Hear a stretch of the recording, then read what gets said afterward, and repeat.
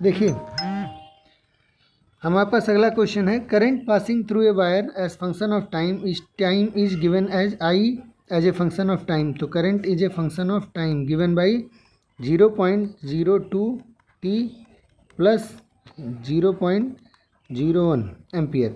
The charge that will flow from through the wire from t equals to 1 second to t equals to 10 second. Question पूछा हुआ JMS 2025 में 4 अप्रैल shift on में। हम लोग जानते हैं कि करंट क्या होता है। Rate of flow of electric charge is called as current. Rate of flow of electric charge is called as rate of flow of charge is called current. Electric charge is called current, ठीक है।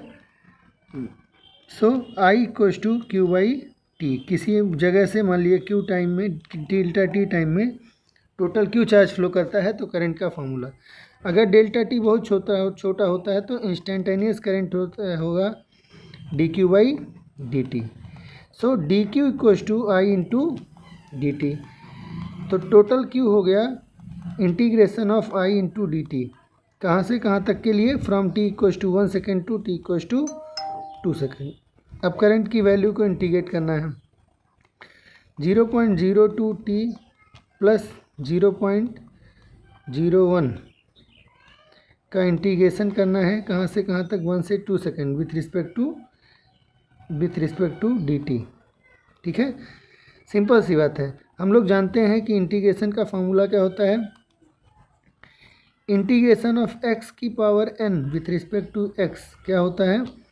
ये होता है x की power n plus 1 divided by n plus 1।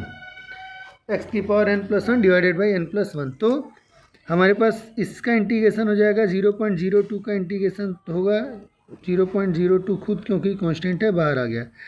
t का integration हो गया t square by 2 और प्लस 0.01 बाहर आ गया और 1 का इंटीग्रेशन हुआ t। तो हमारे लिमिट में आया 1 से 2। अब हम इसको सॉल्व कर सकते हैं, ठीक है। देखिए 0.02 डिवाइडेड बाई 2 इंटू 2 का लिमिट 2 रखें तो 2 हो गया, 2 का स्क्वायर 4 प्लस 0.01 इंटू 2 ये हो गया upper limit, minus same value हम रखेंगे अपर लिमिट के लिए, लोअर लिमिट के लिए। तो अगर हम यहाँ पे t की वैल्यू 1 रखें तो 1 हो गया, यहाँ पे रखें तो भी 1 हो गया। तो ये हो गया 0.02 बाई 2।